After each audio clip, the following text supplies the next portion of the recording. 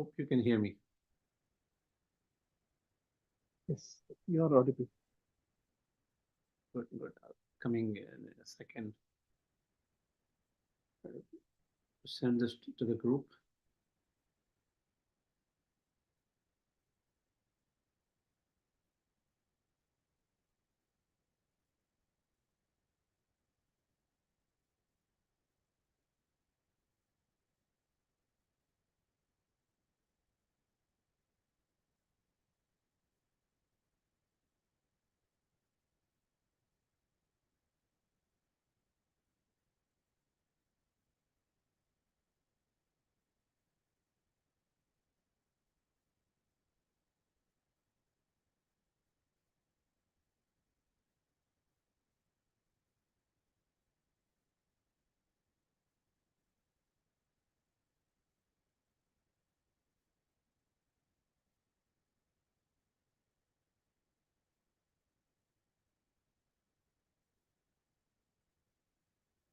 All right.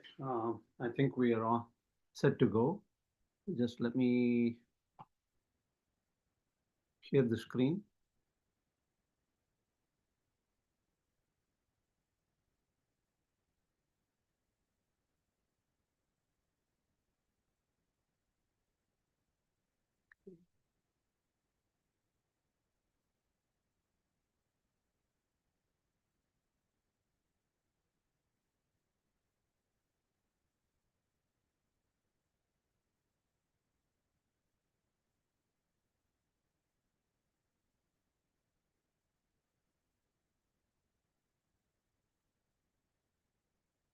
So you can see my screen, everybody?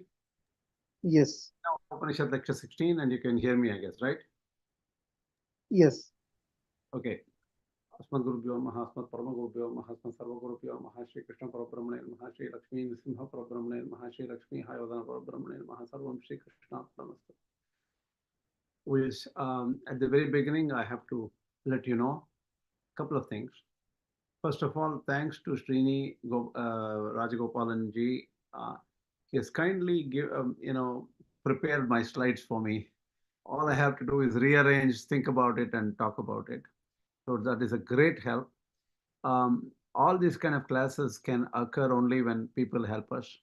So whatever you can help, please volunteer. And I thank you, Srini Rajagopalan ji, for this. And then the other thing I want to let you know was difficult to find time for anything. So I'm somehow managing to do this. I'm in an Airbnb sitting there. I was trying to, this lighting was not good, so I had to set up the lighting arrangement to at least be better than before. And outside is cold, or else I would have sat in outside, and it's like 15 degrees centigrade for Indians, and that is 60 degrees for the US people. Anyway, we'll start the lecture.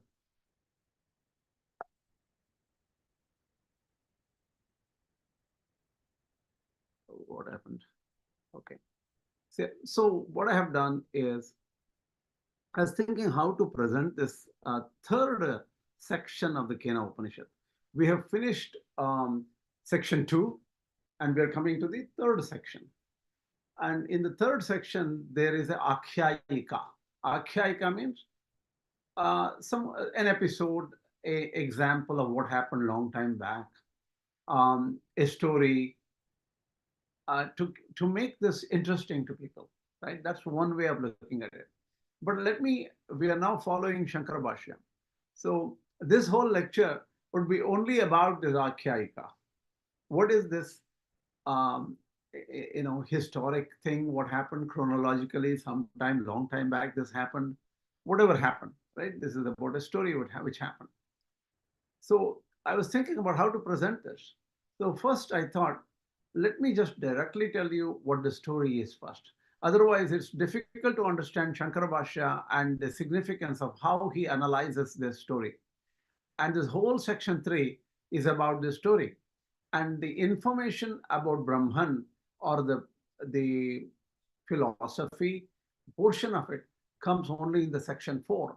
So in this class, we probably can finish sections 3 because it's more of story, but there's a lot of significance for this story. Let's try to go further. The Upanishad says, Brahmaha devebhyo vijigye tasyaha brahmano vijaye deva amahiyanta ta aikshanta asmakameva ayam vijayo asmakameva ayam mahimeti.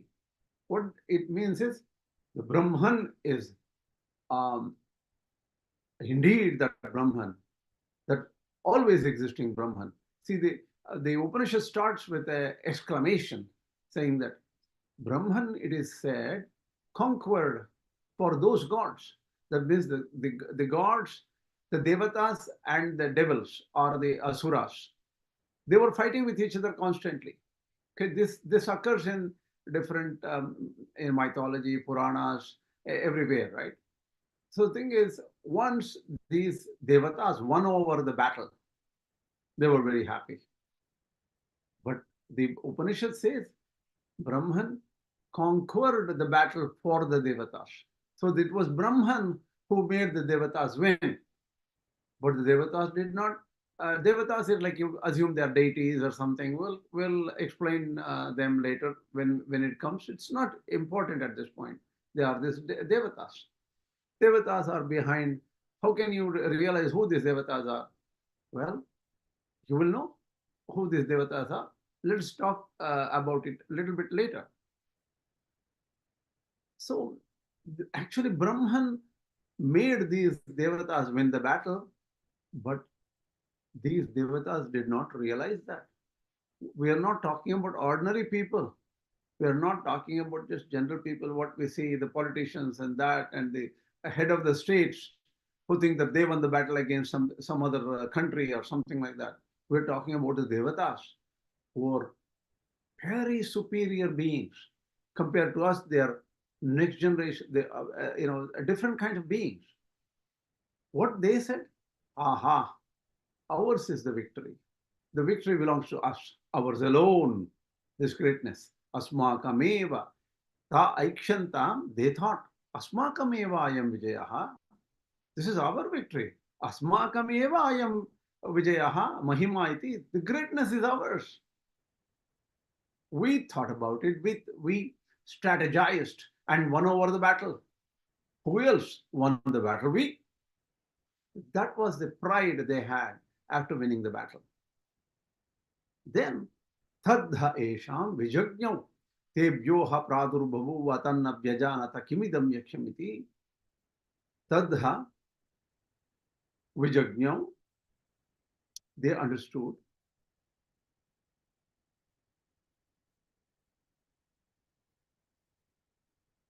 So the thing is, they understood, they felt, right? They saw something. They say so I'm sorry, let me clarify. This is Sanskrit is a little difficult here. They say, that means people say, this is about a story, right? The people, a long time back, several people know about this story. They say what happened was, it understood. Tat means who is Brahman.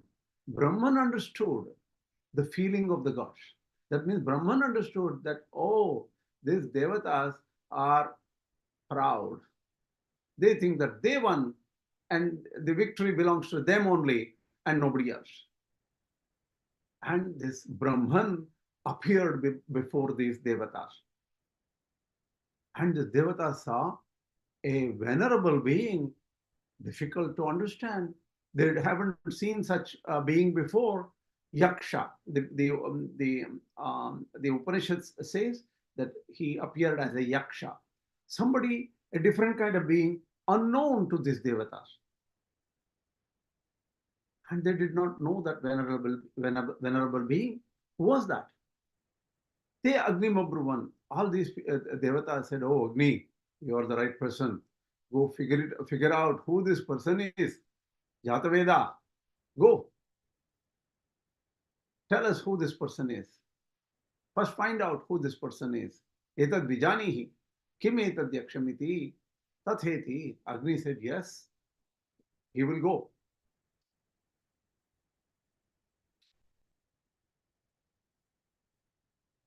Tadabhyadravat. He hastened. He quickly went in front of this Yakṣa, or the venerable being. And the Yakshas saw this Agni and said, who are you? Agni replied, I am Agni indeed, the Jata Veda. The Jata Veda means, by birth I know. Right when I was born, I didn't have to study. I didn't have to go to school. I didn't have to pass exams. I knew everything.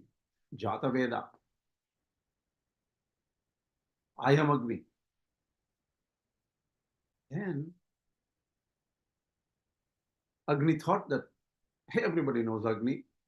Everyone. Why is this Yaksha asking, who are you? And everybody knows, ordinary people know about me. Why this Yaksha is asking me? Tasmin svai kim viryam ityapi idam sarvam daheyam.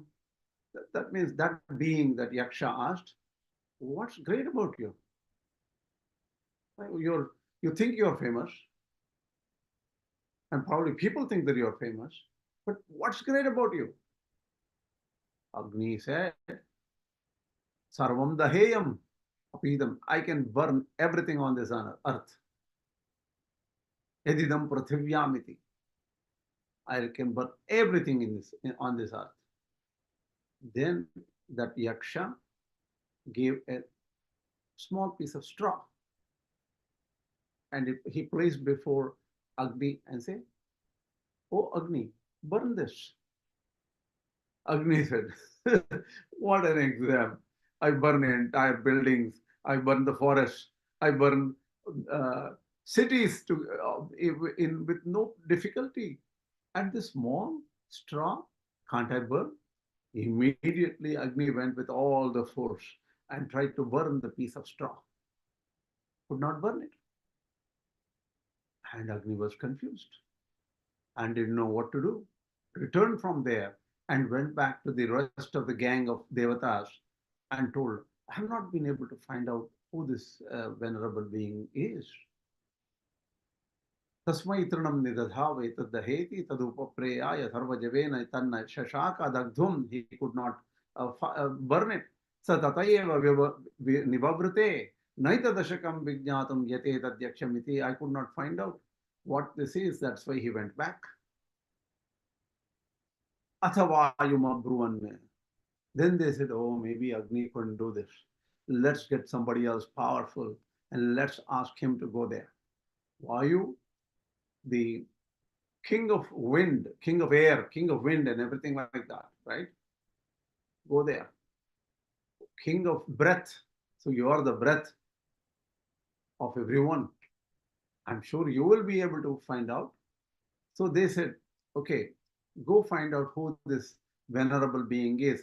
Vayavetat vijanihiti kimetad yakshamiti. They said, oh Vāyu, you go. Vāyu said, of course, I've been chosen. See, there are so many Devatās. They say there are 33 different classes of Devatās. So among all the Devatās, I was chosen because Agni was unable to do this. So with pride, Vāyu said, I'm going to go find out. Then tadabhyadravat. Immediately rushed, the wind rushed towards that Yaksha or the venerable being there. Suddenly the venerable being didn't care. The Yaksha said, who are you?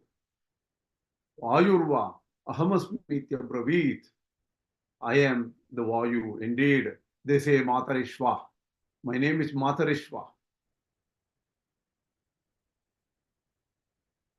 Tasmistvai kim viryam ityapidam. Again, he asked the same question. Why are you so famous? What is there? What do you have to make you so much famous? And everybody thinks that you are famous. Sarvamadadiya edidam prithivyamiti. I am going to carry anything on this earth. Carry away. Take them away. Blow them away. Tasmai trinam nidadhav etad adasvaiti. Then that Yaksha kept a piece of straw in front and say, blow this straw away. Then the wind, Vāyu Bhagavan, Vāyu Devata, with all the deity, with all the force, tried to blow that straw away from that place. Sarva Javena, Tanna Shashaka Adatum, he was incapable of even moving that piece of straw. Tataeva nivavrute, he went back. Naita dashakam vijñātum, yate tat yakshamiti. I was unable to find out who this Yakṣa is. Okay, that became difficult. They, all these Devatās were thinking about it. This seems like, well, who is this person? We won over all the Asuras and all, the Devatās, devils and everybody, we took care of them. But now, who is this? Can't figure it out. Atha Indram Abruvan Maghavan Etad Vijanihiti. Then they said, look, we are the best among the Devatās, but there is a king for us. That is Indra. And he is known as Maghavan. O Maghavan, find this out. What is this venerable being? Then Indra said, oh, see, after all, I'm the king, right? So I'm the boss. So let me go find out. And he hastened towards that being. But that Yakṣa was not there. Tadabhya dravat tasmat tirodadhe. The Yakṣa disappeared from there. Stunned was this Indra, the king of the gods, king of the Devatās. Tatasminneva avakashe, right at that moment, Striyama Jagama, a lady came, Bahu Shobhamanam Umam, very beautiful, and they call her Umā Haimavatī, daughter of Himavan. Himavan is that the Himalayas is that Himavan. The Himavan is that the great person. His daughter is Umā, and that beautiful lady Umā came there. Tam ho vacha kimetad yakshamiti. Tam ho vacha. Indra said to her, obviously Indra and the Devatās, they said to her, what is this Yakṣa? What is this venerable being? We are unable to find out. And all these other gods tried to find out, they could not. And when I tried to find out, he was not there. That Yakṣa was disappeared. What is this? Then the fourth section. Now, this is what is there in the section 3, nothing more. But in the fourth section, I'm just going to give you a little bit about what happened. Umā replied, this is Brahman, to be sure. And it is Brahman's glory that it is its victory, Brahman's victory, not yours. Oh, then these Devatās knew it was Brahman. He knew means obviously then it was Indra who was asking. Devatās obviously were there trying to know. And Indra then knew that, oh, this Yakṣa is, the venerable being is Brahman. Obviously there is Brahman. How can you deny Brahman? He is there. He is behind all these Devatās. Thence indeed are these gods, Agni, Vāyu and Indra, above other gods, for they, that means Umā says, look, these Agni, Vāyu and Indra are above the other gods. Agni and Vāyu are also above the other gods. There are so many gods. There are 33 different classes of God. Muppattu Moovar Amararku Munchandru is the Tamil verse in the Tirupavai, right? Muppattu Moovar Amararku Munchandru. There are 33 classes. In Kannada, they say Muvattu Mooru Koti. Koti means class, not Koti is not the which says crore, right? It is not crore. What the crore is actually, 100,000 is 1 lakh, and 100 lakhs is a crore, according to Indian numerals, right? So the thing is that Koti means actually class, category. So there are 33 categories of Devatās. Among them, Agni is very great. Obviously, Vāyu is also great. And Indra, all these three are above the other gods. Because Agni and Vāyu could go close to this Yakṣa. And finally, that Indra pretty much went the closest. But Brahman disappeared. But he at least could go to Brahman as close as possible. So even the greatest of these Devatās, the greatest of these deities, the king of the deity, all the deities, Devatās, Indra could only get near to Brahman. But still we have to say, Indra was the best among the gods because at least he could do that. What about ordinary mortals like us? Can we really know Brahman? Brahman is very difficult to know. But the king of the gods was at least able to go close to Brahman. Hence, indeed, is Indra more than the other gods, for it was that touched it closest. So he just touched Brahman. The closest he could go to Brahman. And he understood Brahman, that it was Brahman. Oh, who was the Yakṣa? That it was Brahman. May not be more about Brahman, but at least he knew for sure that Yakṣa was Brahman, that venerable being was Brahman. So now this ends the story part of it. Okay. So far it is the episode given in the third section of Kena Upaniṣad. So Śaṅkarācārya now starts giving his introduction to the third section. Brahma devebhyo vijigye. This is the verse of Kena Upaniṣad. Tasyaha brahmano vijye deva amahiyanta ta aikhyanta asmakamevayam vijayo asmakamevayam mahimeti. So Brahman made all the Devatās win the battle. Śaṅkarācārya says, this is the beginning of the third section. Avijñātam vijñānatam vijñātam avijānatam. Brahman is known. Brahman is unknown to the people who know. Brahman is known to the people who don't know. That is what is said in the Kena Upaniṣad, the second verse of Kena Upaniṣad, in the beginning itself. Ityadi Shramanat. So it is beyond what is known, and it is beyond what is unknown also. What is that? So in the first section of the Kena Upaniṣad, looks like a puzzle. If there is something that can be known through pramana, pratyakṣa means direct perception. You can touch, feel. Oh, I see this phone. I can touch, feel. I can operate on it. Yes, it is there. I have a phone. So all these objects are clearly understood by pramanas, the means of knowledge. The one means of knowledge is pratyakṣa, which is direct perception.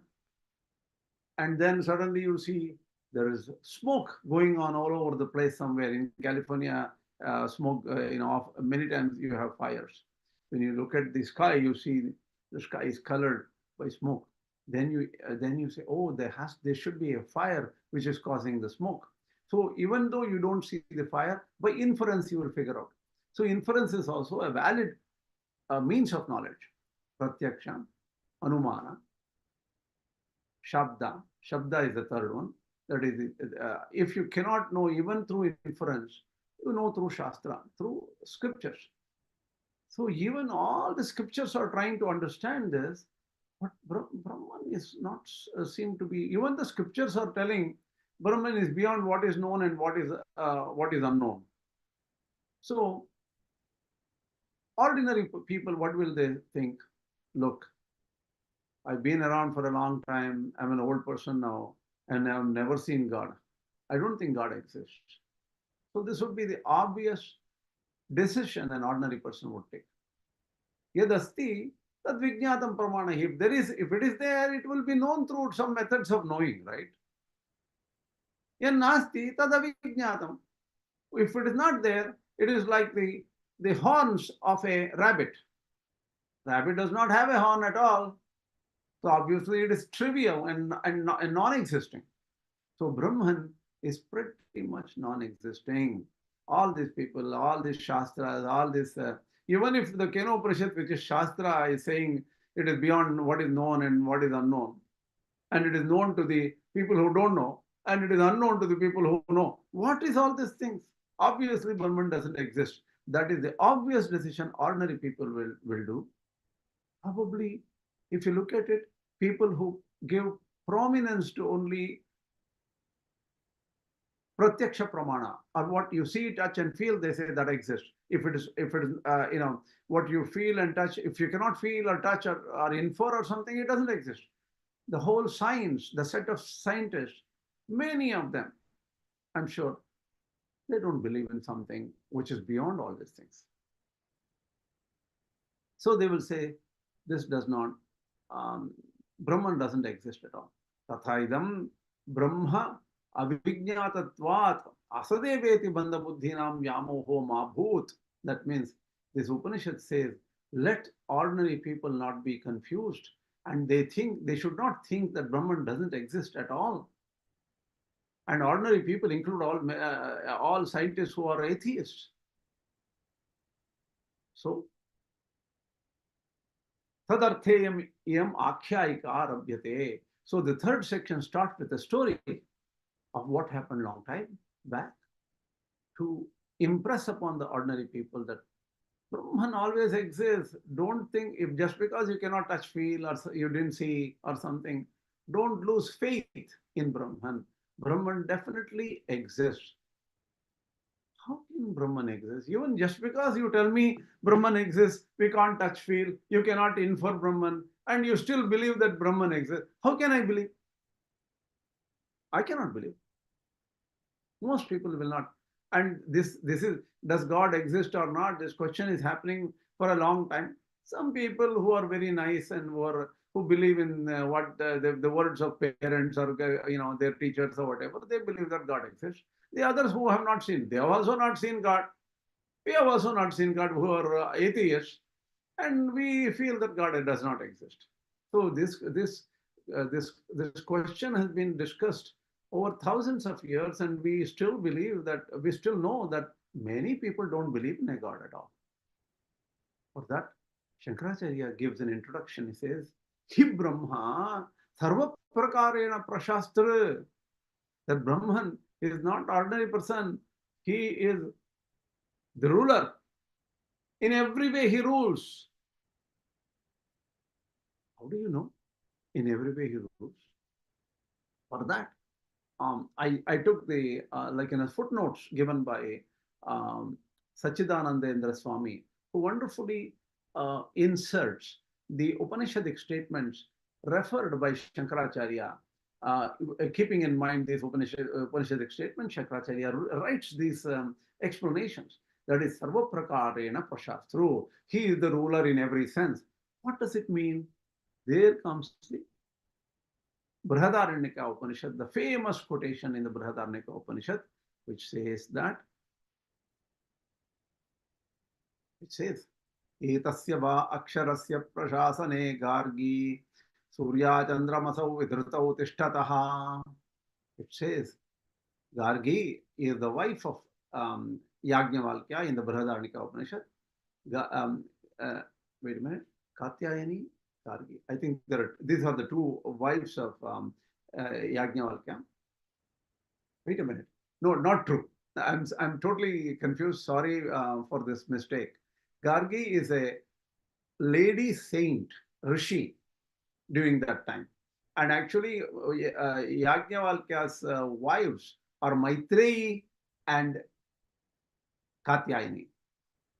So when we study Bṛhadāraṇyaka Upanishad, we'll study about their stories and things like that. Gargi is one of the questioners. She is a lady Rishi during that time.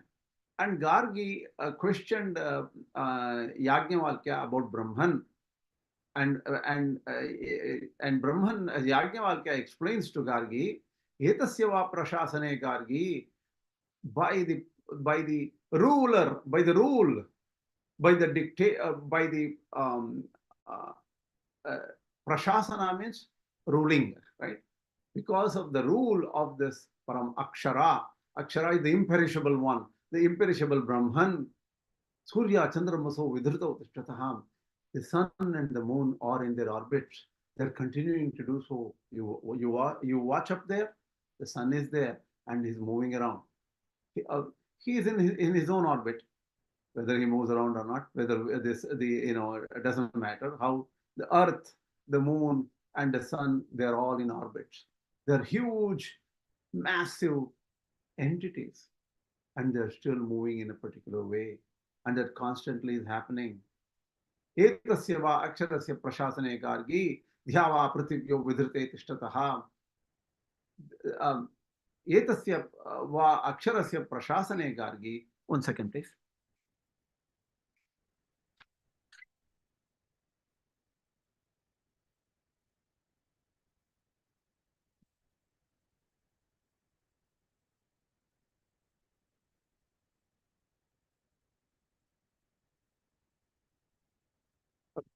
Etasya va akṣarasya prashasane gargi dhyava pritibhyo vidhrite tishtataha.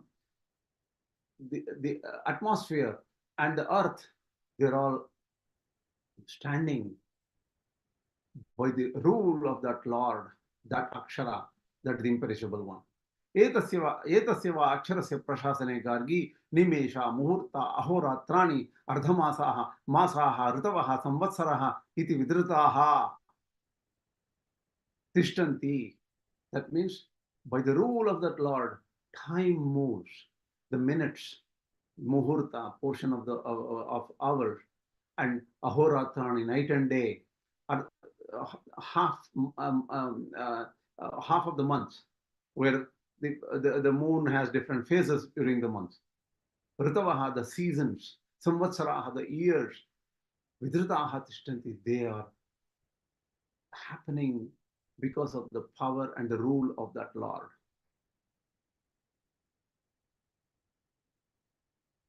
Etasya va akṣarasya prashasane gargi prachyo anyan nadyah syandante Śvetebhyah parvatebhyah pratyakṣa anya yam cha disham anvetasya va akṣarasya anvetasya va.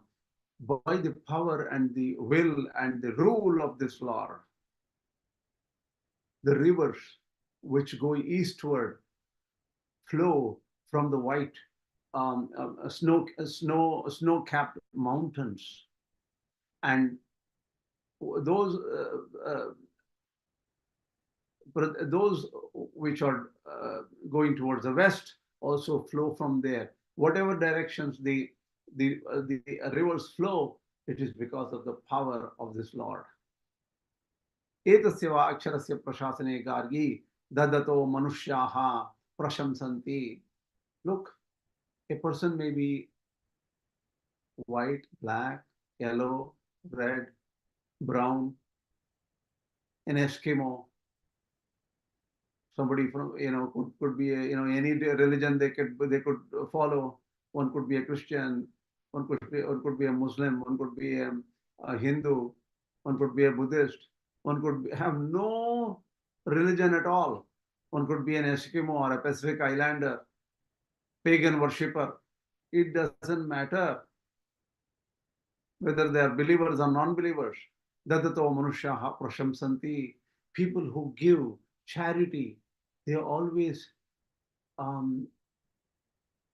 they are appreciated by others. It doesn't matter who that beggar is. You give them some food, the beggar thanks you. Why is this happening? All over, it's happening. It used to happen before. It is happening, and it is continuing. Whether you are in America, whether you are in England, whether you are anywhere in the world, you see that this is happening. Why? Because of that one Lord, the universal Lord, that is Akṣara, imperishable, is there. That's why all these are happening. Yajamanam deva darvim. It's important.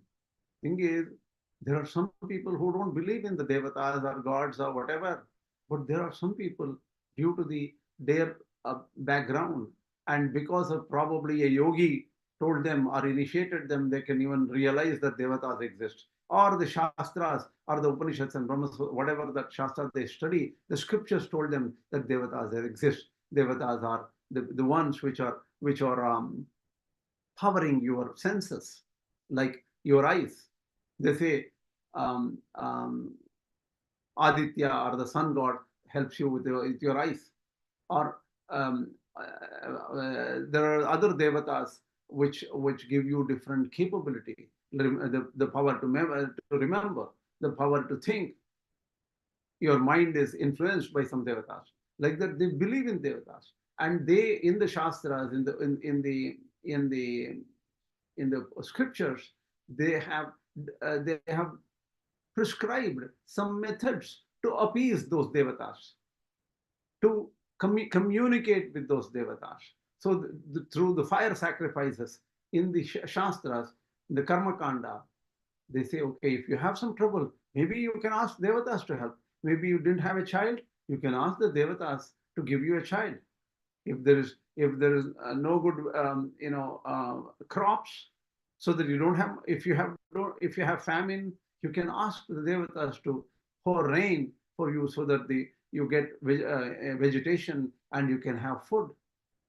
So some people do yajnas, and because of yajna, they have found that they can get the value from the yajnas. They can get value from, that is the blessings from the Devatās. Darvim pitaro anvayattaha. So do the people who pray for the Pitṛs or the dead ancestors, and those dead ancestors bless them. Even they say in the this is the time of Pitrapaksha, that is in September this month, this 15 days is known as Pitrapaksha among the Hindus. So the thing is, they say that the Pitṛs come very close to, they are reachable. You can communicate with those ancestors using some specific mantras and rites. So people communicate with them. That is why they give Pitṛ Tarpana or Mahalaya Paksha Tarpana during this time of the year. So the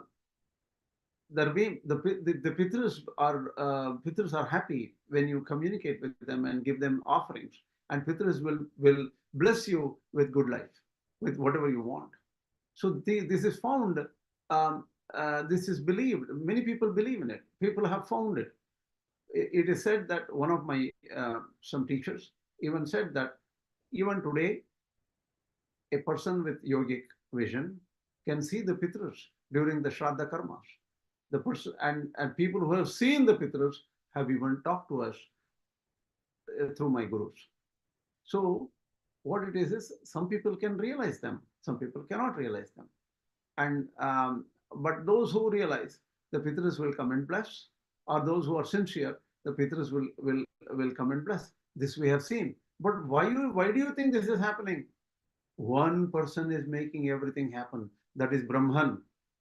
Brahman is making the rivers flow, the seasons happen, the celestial bodies in their orbits, celestial entities in their orbits, and also Brahman is making. Look at the consciousness, how people work. Somebody gives charity, the other people are happy. Why do somebody give charity? They feel the mercy and they feel for others. So, and also because of the seasons and everything, we know that life is not eternal here. And that is why you say there are so many years, months, minutes and everything, that the time keeps on rolling. What does it mean? Our body changes from birth to death. So what is the question? Yeah, my question is that we can see the Pitṛs if you do certain yajnas or if you're blessed. But is it according to Shankara? Because Shankara says whole life is an illusion. So why will we see a Pitṛs? Is it according to Shankara's view, or is it? No. See, illusion doesn't mean that way. Śaṅkarācārya believes in relative reality, right? Yeah. All these are real for Śaṅkarācārya. Pitṛs are real, Jivas are real, the rain, the sun, moon, everything is real. They're all relatively real. Absolute Then in what form do they see? Because the body is burnt. And when we see a Pitṛs, in what form do we see them? In a different form, in their jnana chakshu, or the vision. In their vision they see. Thank you. Okay. So we see all these things. So Śaṅkarācārya is quoting this Bṛhadāraṇyaka Upanishad. Obviously, he says that, look, even though Brahman cannot be seen, don't mistake that Brahman doesn't exist. Because of Brahman, all these things are happening. And I was thinking about this a little bit. See, in the Western civilization, like in the West, there is a there's a holiday called Halloween. And I came to know about it when during October they used to put this Halloween movies, Horror of Dracula, and the zombies, whatever the kind of movies they used to put in the television. Then I found out, what is this Halloween? Halloween originated as an ancient Celtic festival of Samhain, which marked the end of the harvest season and the beginning of the winter. Celts believed that the spirits of the dead return to visit their homes on this day, and that the boundary between the living and the dead was thin, allowing the ghosts to speak with the people. Look at how similar view has been held in the West, even though the modern Halloween festival is more like trick-or-treating, or some kind of just wear some weird clothes and walk around and go ask for sweets, and then there's a fun kind of a festival for them. But indirectly, if you look at the background of this Halloween festival, they believed in the spirits, and they believed in a similar view. So it's something universal in some ways, if you look at it. Then we go back to Śaṅkarācārya's verse here. So I only explained sarva prakarena prashastra. What does that mean? Sarva prakarena prashastra means in every way this Brahman is ruling. As you speak, your blood is flowing. Kena vācam imam vadanti. Even in the very beginning of the Kena Upaniṣad, what did it say? Who makes our mind perceive the objects? Who makes our eyes see the objects? Who makes our ears hear the sounds? All these things, that is Brahman. So in every way, he is the controller. Devanām api paro devaha. He is the Lord of the Lords. Even though Indra is the king of the Devatās, Brahman is even the king of Indra also. Ishvaranām api parameshvaraha. Tam Ishvaranām paramam maheshwaram. That means whoever they think that they are the kings, they are the Ishvara, the controller, the ruler. But this Brahman is beyond all those, and he is the only one ruler. That's what. How do you know about this Ishvarana Pipaveshvara? Śaṅkarācārya secretly refers to a wonderful Upanishad known as Śvetāśvatara Upanishad. And that is why I sent you all a text of Śvetāśvatara Upanishad with its translation.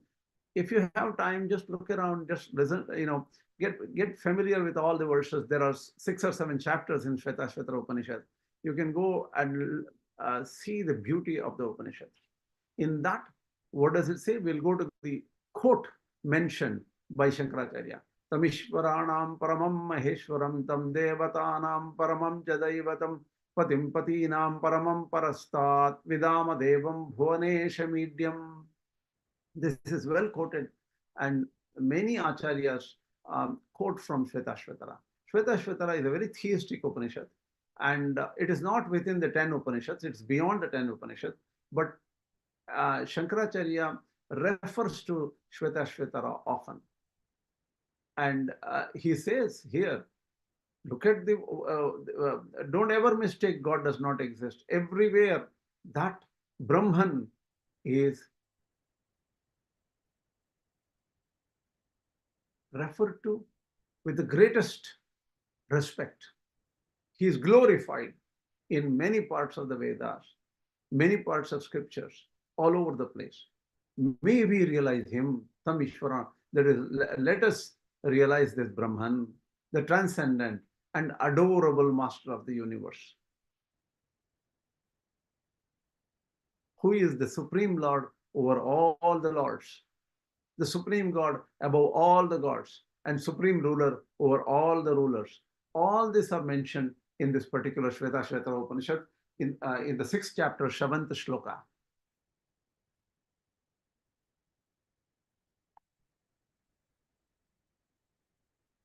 Durvigneyaha, here I'm referring to Shankara Bhashya introduction. Durvigneyaha, that Brahman is not easily knowable, very difficult. Even the greatest of the Devatās, greatest of the deities, Indra, just came close to Brahman. Devanam Jayahetuhu. He was behind the victory of all these Devatās in so many battles. Asuranam Parajayahetuhu. In those battles, the Asuras, the demons, were destroyed. They were defeated. Tat katham nasti etasya arthasya tat katham nasti.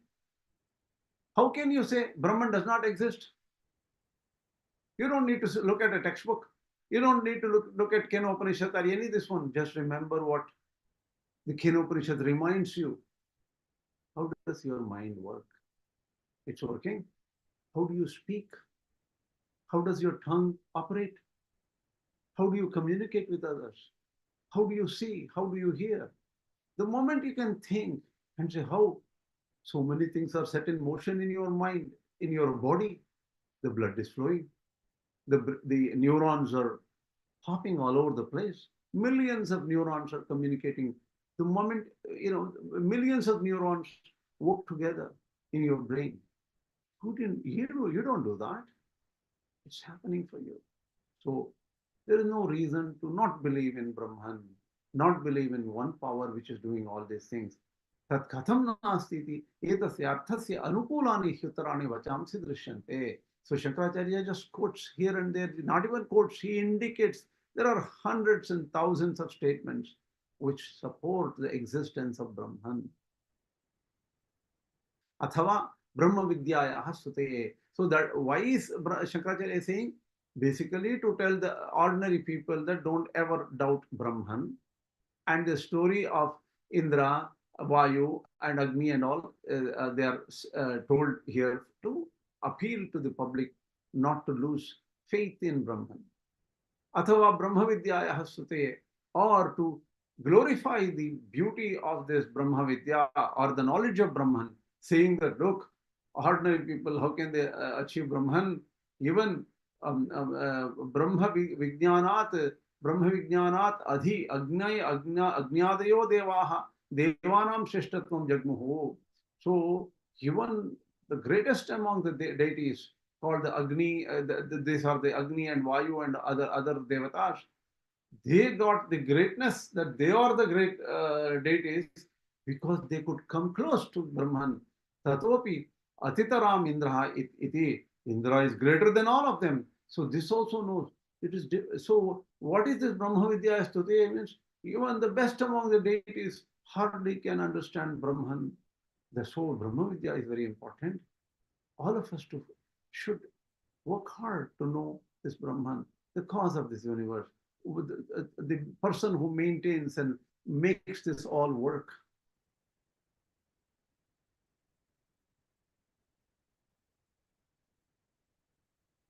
Okay, this ends the idea of this story and some introduction given by Śaṅkarācārya. Okay.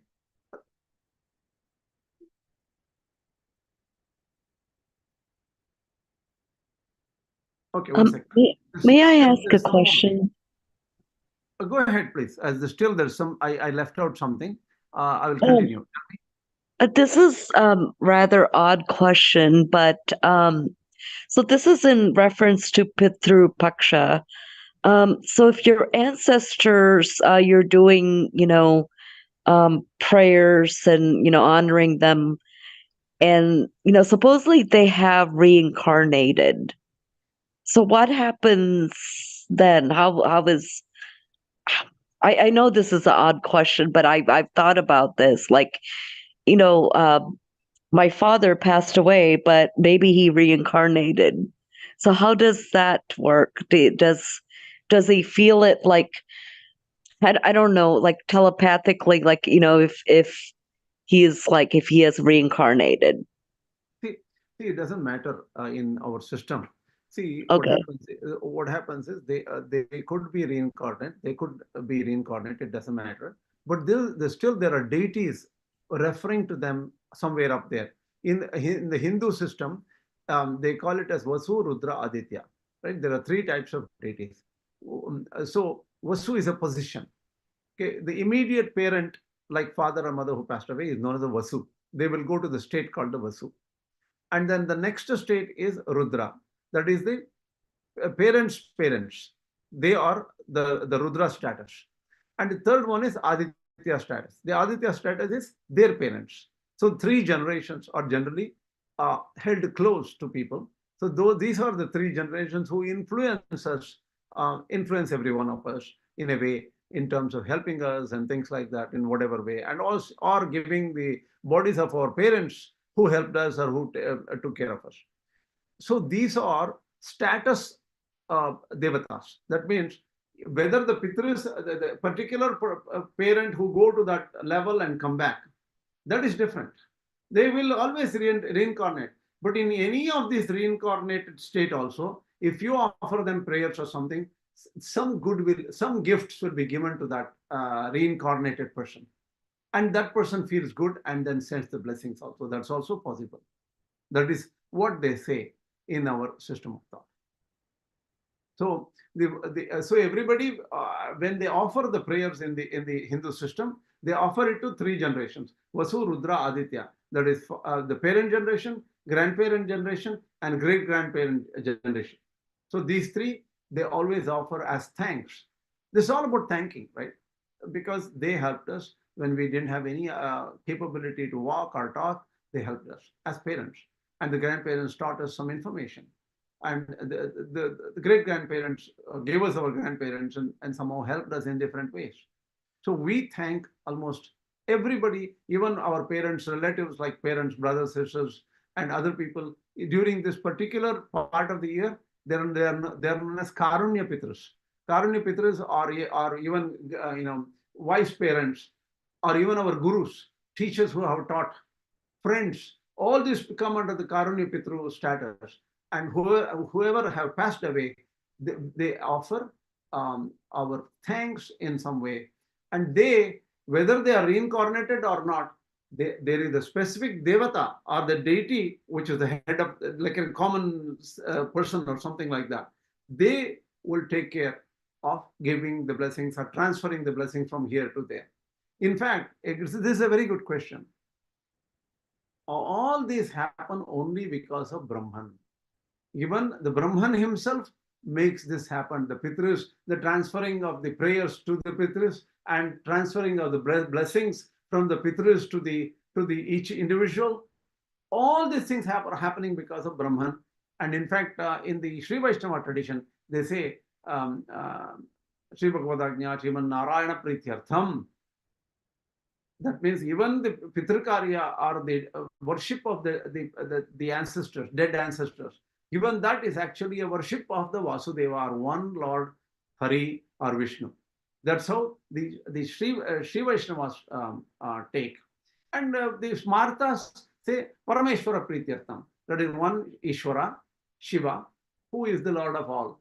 And for them, they take it that way, and they say that it is to please that one Lord. So it doesn't matter which name you are using, right? Vishnu Sahasranama says Sarva Sharva Shiva Stanuho. He is Vishnu, he is also Sharva, he is Shiva. There is one person with different names. So it doesn't matter how you go through in whatever system of thought, but they all refer to one Brahman at the end. So, what is this, the best? Okay, I've been researching on how to observe this. There are so many different ways to observe this rituals, and it's very confusing because there's so much information. So what is the best way, maybe the simplest way to honor our ancestors? The thing is that this is hard. It depends on your tradition and all. This is, in fact, also going out of our topic here. You should find a local person who can help you or guide you. Because it depends on your family situation and many, many things. It's not that easy, actually. It's not. See, it's a good question. I'm not trying to push away this question, but Oh, no. in the That's okay. interest of the subject matter, all I can say is there are different methods. You can Google it and try to search on internet also, and try to find a priest or somebody specific to your family, particularly the priest which your parents were using or something like that. They can guide you. I have a question, Krishna. Okay, Keshav raised. Keshav, first go ahead with your question.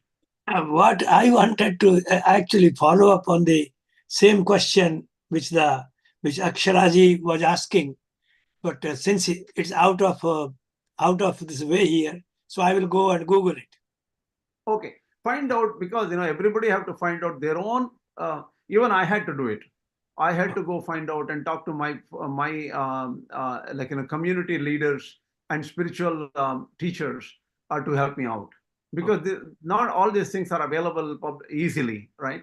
And so some families have left this whole practice. That is, some family people, they don't even care about all these things. They don't even care. They are just continuing with their own work, like going to work, coming back, and then being better in their own jobs or whatever, right? So only few families are following this, and hard to find this information. Best thing is to go to Google, search and find out, or to find a preacher or teacher from your family circumstances, because these all refer to your family. The Smartas follow it in a different way. Every community, whether they are they belong to any particular varna, it doesn't matter. Even the Shudras and non-Brahmins and everybody, they follow this a particular practice. I have heard even among there's some Mangalorean people are there. They are not even related to, they are actually hunters and gatherers and those kind of people. They come from such family. Even they have a specific method of worshipping their dead ancestors. Yeah. So this is something very universal, and you have to look through your personal family teachers and stuff like that. Thank you. Okay. Okay. Now let me finish this section and then end this. Athava durvigneyam brahma ityetat pradarshate. What is why is this story being told? According to Śaṅkarācārya, says Brahman is not easy to understand. Don't throw away just because it's so tough to understand. Don't throw away Brahman. Don't forget Brahman. Don't believe in Brahman. Don't stop having faith. Yena agnādayo atitejasopi kleshenaiva brahma viditavantas tatha Indro devanam ishvaropi sanniti. So look at the greatness of Brahman. Even the greatest of the Devatās, Agni and other Devatās, and even Indra, they could hardly understand Brahman. They came just close. Vakṣamāna Upanishad vidhiparam va sarvam Brahma-vidyā ākhyāyikā praninam kartritva bhoktritvad abhimāno mithya ityetad darshanartham va ākhyāyikā. It is also telling, Śaṅkarācārya is very brilliant in explaining things. Okay, Vakṣamāna Upanishad vidhiparam va. One second, just I will come to that little later. I want to mention one particular thing. Look at the Brahma-vidyā atirekena. Brahma-vidyā atirekena. Suppose Brahma-vidyā vyatirekena. Sorry, I'm not reading it properly. Brahma-vidyā vyatirekena. See, suppose you don't believe in Brahman. Suppose you are not a believer of anything superior. You believe that what I get, what I do, whatever I get, whatever I work, I see what I get. If I don't see, I don't see what I get. So it is only pratyakṣa, or direct perception is the only method people use. Scientists use it. Even our own people, whether they are related to us in some way or the other, there are so many people who are practically, even though they may they may claim that they are theists. They really are not theists.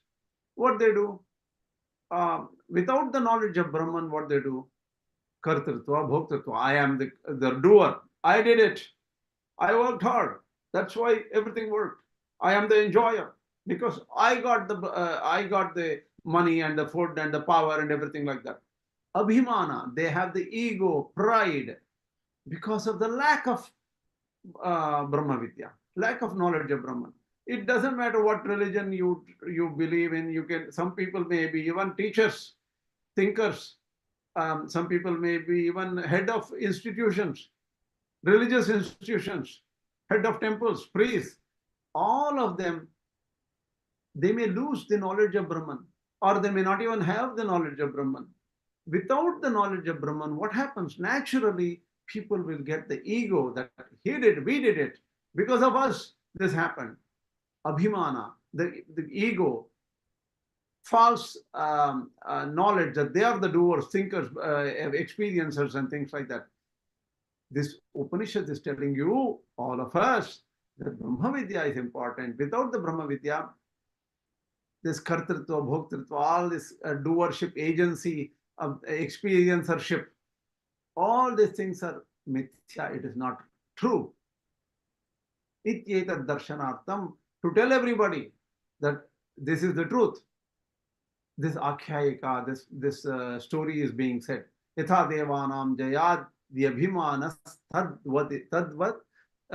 vaditi. Because even the gods, you think that, many of us may think that, oh, I am from a priest family, I am from this family, my great-grandfather was a teacher, who was a pandit, he was the head of religious institution, and Anamba Vamsham, Indra Vamsham, Acharya Vamsham, Indra Vamsham. We talk about all these Vamshas, right? What about ordinary people like this? Even Indra, Agni thought that they were the reason for their victory. So all these people are, whether they are Devatās or Yakṣa, not Yakṣa, they are the different types of beings, animals. Everybody have this inbuilt pride saying that we did it. It's ours. So to tell you the truth, to strike this truth right into our heads, this story is being said. Śaṅkarācārya analyzes things wonderfully. And that's how he is saying this at this point. Now, this is the end of what I wanted to say in this class. And we'll see whether I'll have time for the next class next week. I'm not sure. I will announce later. I'm having problems with time. Anyway, with this, why don't we stop for some more questions, since many of you are some of you may have some questions. And Akṣaraji, I think I have answered your question. I don't have any other information to answer also. Yeah, so I'll just maybe consult my priest at a temple, because it would be hard to communicate with somebody in India, correct? Yes. So I would have to priest a priest at the temple.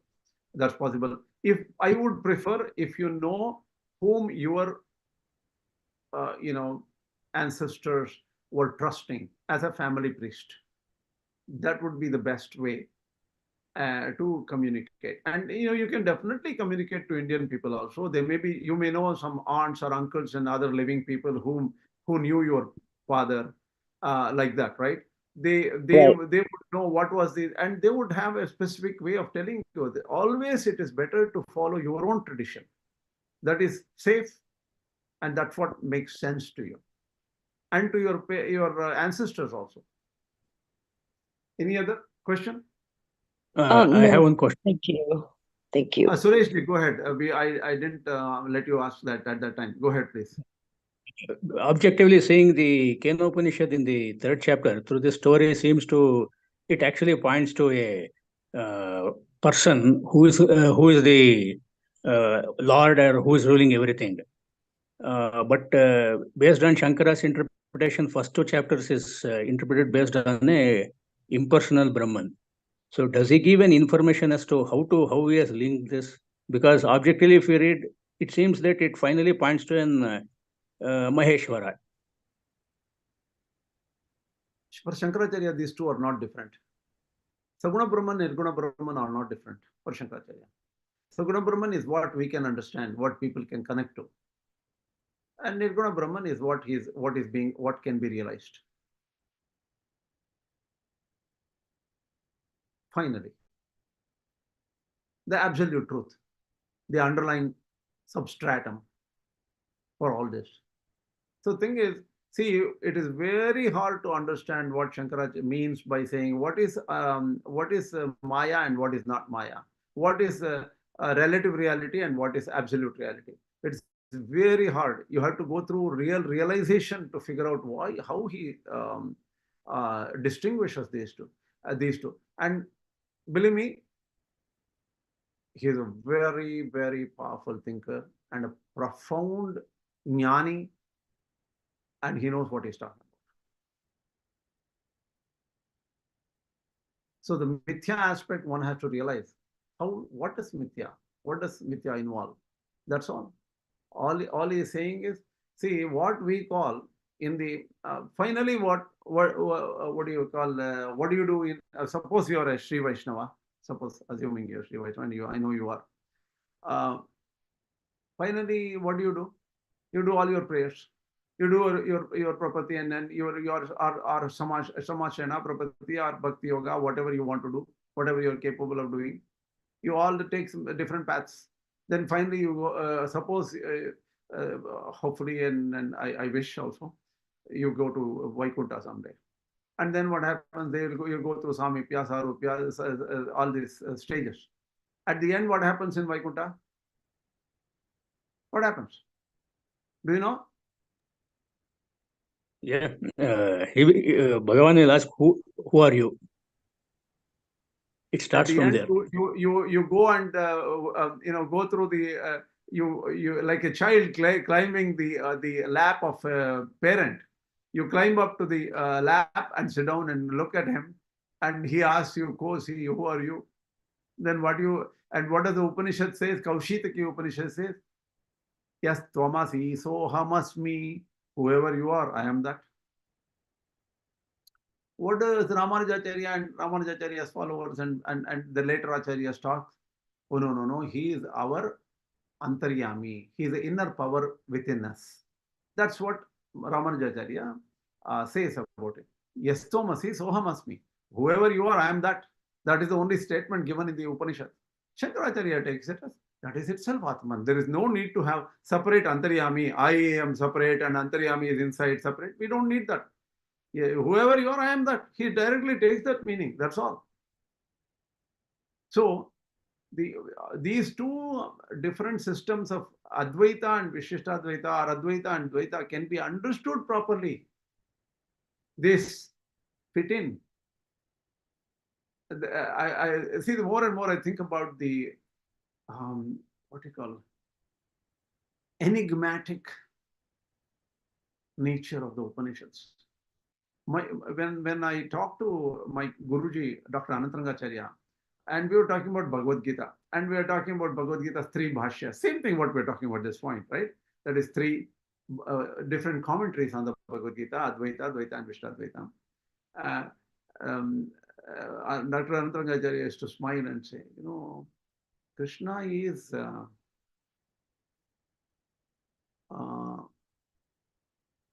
common to he does not discriminate. He's impartial person. Oh yeah, how do you say Krishna is impartial?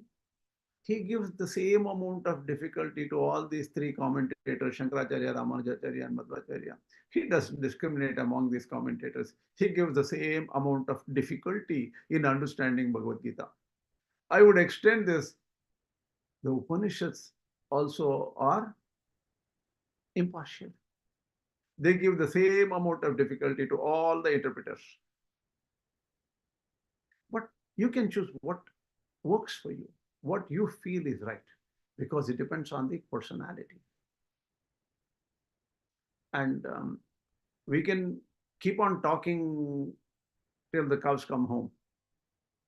There will be different types of aspirants who like different systems of thought, and let them enjoy.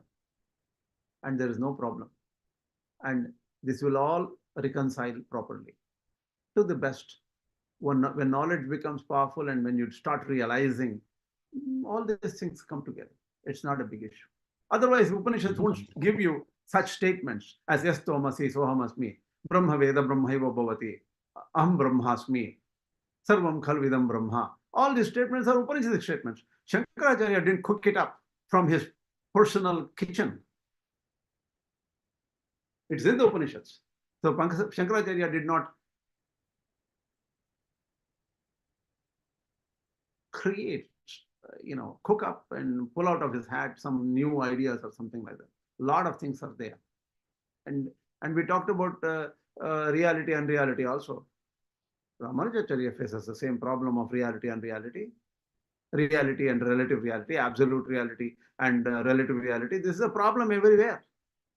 Why? We discussed this, right? If you accept everything, there is only one level of reality, there is a problem. Then you can never give up this world of diseases, world of hatred, world of anger, world of wars, world of pain. You can never give up that, because that is truth, absolute truth. That means you will never, even if you go to Vaikuntha, you will still have pain. So there has to be two levels or multiple levels of reality. So there's an approach difference. This is what K.S.V. Swami told thousand times. He said to us, you cannot throw away Śaṅkarācārya's views as that's not, there is no bhakti there, there is no. Śaṅkarācārya took it from a different, his times were different. Buddhism was predominant and he had to present it in a different way.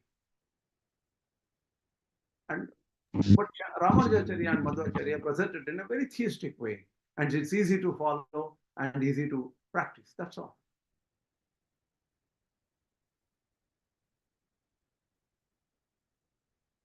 All right? Yeah, Even then, Śaṅkarācārya seems to have again brought back the puja aspect and rituals and everything else, because again he is like bringing up the temples and the puja, everything, and all the four centers of worship wherever he has. Of course, yes. Yes, he has established the centers of worship. So it is just the difference. These three views are not completely different. It's hard to understand because they appear to be different and they were written in different times in history. Yes, several hundred years apart. And the society was different too. Go ahead.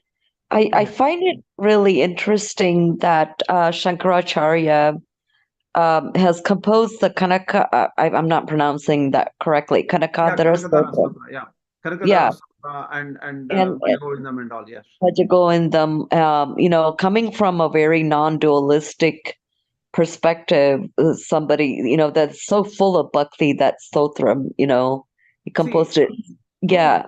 Tyagaraja was also like that, right? Saint Tyagaraja was supposed to be a Smarta and Advaiti, and then he composed such powerful devotional music, and he's the standard in South India in any music, right? Yes. So there can be bhakti and Advaita together also, and you follow what you like, because it's personal. There is one Advaita school in Maharashtra by Swami Ramdas, where they focus only on Sri Rama, and but then they are Advaitis. True, you're right. And also Jnaneshwari, right? In the Maharashtra, there is Jnaneshwari. They are from the Varkari Sampradaya. They focus on Lord Vittala. Vittala is again Lord Krishna. Correct, exactly. So, see, in Hindu land, there are people from different minor changes, but they're like different rivers going to the same ocean, right? So, they're amazing. It's a very mature society if you look at it. It's a very advanced society in terms of spiritual thinking. No question about it. The more I study, the more I realize that. There's also like the school of thought where, and I can't think of it. I was reading about it where they believe Krishna is like the source of all creation, but it's a very non-dualistic perspective, and it starts with the S, but I can't recall it. You mean Shuddha-Advaita? Vallabha Shuddha-Advaita? Yeah, Shuddha-Advaita. I thought that was pretty. Yeah, there are different systems like that. There are different. So these are all mata. Mata. What does I talked about it long time back in my other class. I just want to mention it. Go look at the prior lectures to look at what a mata is. Mata is opinion. So there are different acharyas who gave different opinions. Opinion is different from truth, which is experienced by an aspirant, right? Any of us, when we experience, we find find our own pathway to that truth. So these people are opinions about reality, but the reality you have to experience yourself. It doesn't matter which school you came from, what religion you came from. The true experience, you have to face it and you have to realize one day. With that, let's stop. It's getting too late today. And next week, there may be a class or there may not be, depending on next week, definitely there is no class because that's the end of September. But after that, I will announce later, if at all possible. If I have some time constraints, I have to not have the class. I'll try my best to figure it out, okay?